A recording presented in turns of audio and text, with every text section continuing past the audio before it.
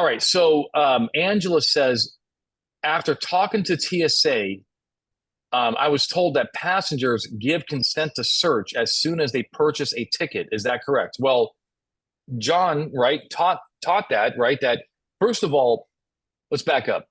Earlier cases from the 70s, late 60s, mainly the 70s, when the hijackings were really at their apex. They said that going through a passenger's luggage was basic consent, that they when they bought their ticket, or they went out when they went out to they saw the signs, that people can be searched and so forth, that it was a form of consent.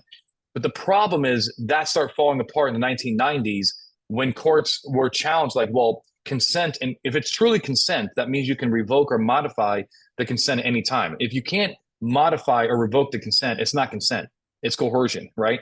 So then they started saying, hey, it's not consent, it's consent. It's consent. Yes, I guess when you buy your ticket, you're like, hey, just so you know, it says on the back that all luggage is subject to screening.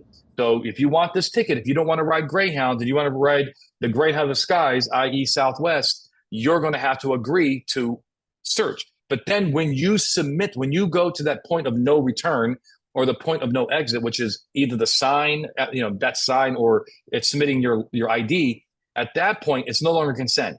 The government takes you, it grabs you with the tentacles of the special needs doctrine. In other words, we got to have a way to search this guy's bag, even if he says, you know what, I want to turn around and leave. It's not consent anymore. It's the compelling interest of airline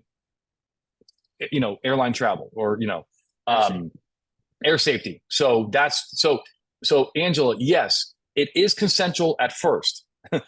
Just like driving your car towards a DUI checkpoint is consensual to some degree. But once you are close enough, you're going to be stopped regardless of your consent. You can't just keep on driving.